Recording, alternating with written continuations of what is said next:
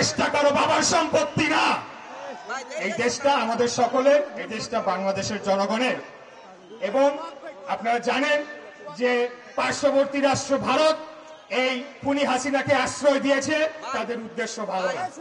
তবে আমি এটাও বলতে চাই যে আমরা বাংলাদেশের 18 কোটি জনগণ আমরা ঐক্যবদ্ধ যদি থাকি, যদি কোনো ধরনের আমাদের অখণ্ডতাকে নিয়ে ছিনিমিনি খেলার চেষ্টা করে, তাহলে আশেপাশে যা রয়েছে সবকিছু ভেঙে ছারখার হয়ে যাবে, কেউ বাঁচতে পারবে না।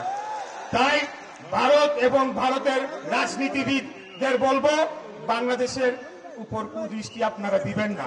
আমরা সংগঠিত রয়েছি বাংলাদেশের স্বাধীনতা, সার্বভৌমত্ব এবং অখণ্ডতা রক্ষার সর্বদা, এটি আপনাদেরকে মনে করিয়ে দিয়ে আজকে আমি আমার বক্তব্য বাংলাদেশ জিন্দাবাদ, বাংলাদেশ জাতীয়তাবাদী দল জিন্দাবাদ, নেত্রী বেগম খালেদা জিয়া জিন্দাবাদ, আমাদের প্রাণপ্রিয় নেতা, আগামী দিনের প্রধানমন্ত্রী ইনশাআল্লাহ, সেই মহান নেতা দেশনায়ক।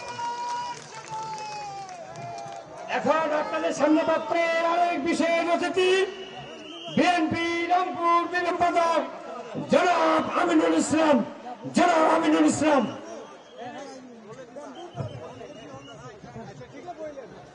সবার আগে বাংলাদেশ, এই স্লোগানকে সামনে রেখে সাম্য